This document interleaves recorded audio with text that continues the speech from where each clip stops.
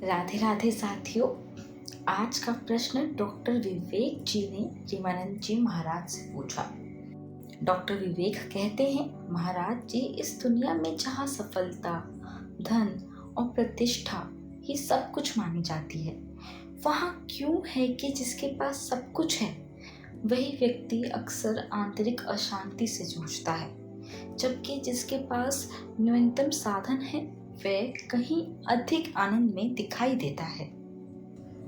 तो ऐसी शंका ज्यादातर लोगों में हमें देखने को मिलती है कि हमारे पास सब कुछ है पर फिर भी हम अशांत हैं।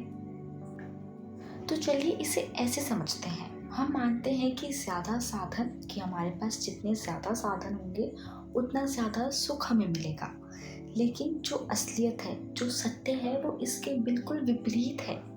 जितना विषय होगा उतना चिंतन भ्रष्ट होगा।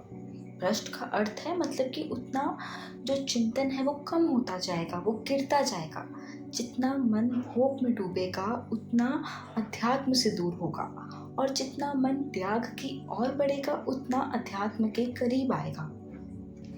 इसीलिए असुविधाजनक जीवन में अक्सर हमने देखा है कि भगवान का आश्रय होता है, और जो सुविधाजनक जीवन रहते हैं उसमें धन, पद और भोग का आश्रय ज्यादा होता है।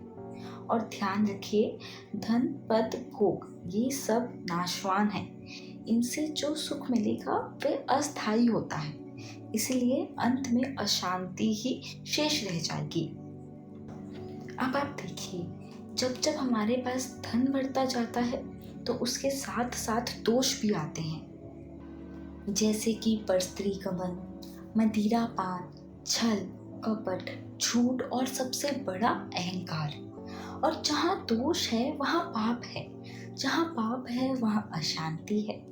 इसलिए अशांत व्यक्ति सुख का अनुभव नहीं कर पाता। सुख केवल त्याग और संयम में है। अब देखिए, हमारा मन ना बड़ा चालबाज होता है। अपने धर्म की पत्नी में सुख नहीं दिखेगा, लेकिन दूसरों की ओर आकर्षित करेगा।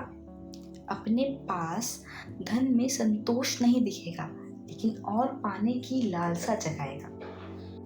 मनुष्य जैसे ही धर्म की रेखा को लांघता है, वैसे ही शांति, सुख, चिंता, शोक, भय ये सब उसे घेर लेते हैं। लेकिन जिस व्यक्ति ने धर्म की मर्यादा में रहकर भोग का सेवन किया, उसे धीरे धीरे समझ आ जाता है भोगों में सुख नहीं है, और ये समझ ही वैराग्य को जन्म देती है। तो धन भोग से नहीं, भगवान के चरणों के आश्रय से शांति मिलती है। वही जीवन सफल है जो अंत में भगवान धाम की ओर अग्रसर हो जाए। राधे राधे साथियों।